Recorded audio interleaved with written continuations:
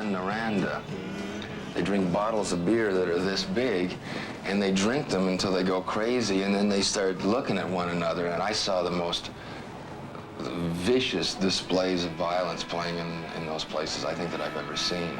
If the doorman didn't handle it or didn't notice it, rather than let them get out of hand and really get wild, I'd just bust them in the head with that 664 Mac. Like I said, my hands won't move now.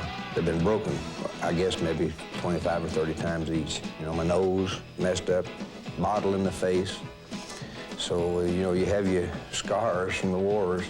The Hawks, or the band, you know, had kind of existed in the tavern circuit and kind of were totally separate from the coffee houses, but nevertheless they had their influence on almost everybody who played rock and roll in Toronto. Dominic Troiano, Bobby Starr, all those people used to hang out at the Concord Tavern matinees on Saturdays to cop licks from Robbie, you know. And in 1965, it was the Hawks who were backing up Bob Dylan when he amazed the world by going electric. Probably by 65, that whole band was probably the best band in the world. With Bob Dylan, we got to experience big audiences. We played the kind of music that he was moving into. We were a rock and roll band, and he had been a country folk singer. We played all over the United States and all over the world, and our job was to come out on the stage, set up our equipment, play. People would boo us. We would back up, we would leave, we would go to the next place, and people would boo us. And we did this all over the world, and we'd think, it's a strange way to make a buck, but I guess that's what it is.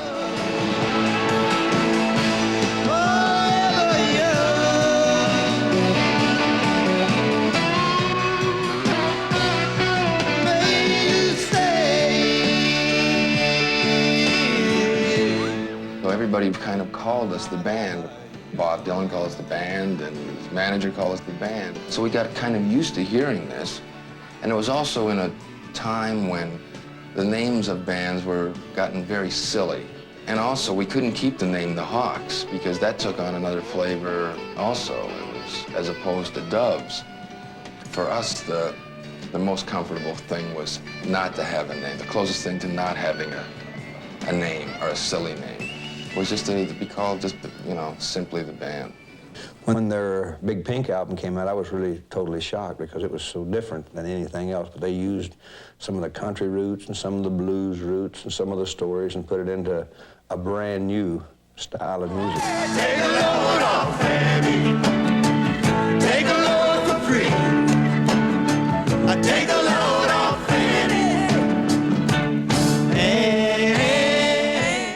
It had become a business venture being on the road. And that isn't exciting.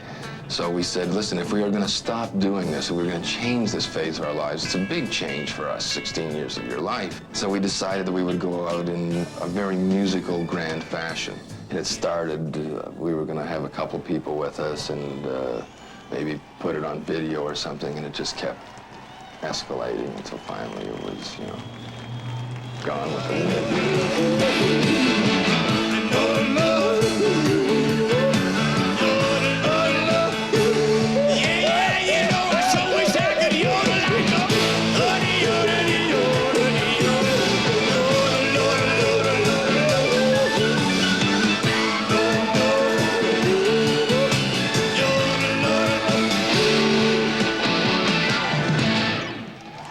For me, what I was mostly trying to accomplish with the songs that we wrote and the way that we represented them was that they would be timeless in a manner, that they had a quality to them that it didn't matter whether they were written 50 years ago or 50 years from now.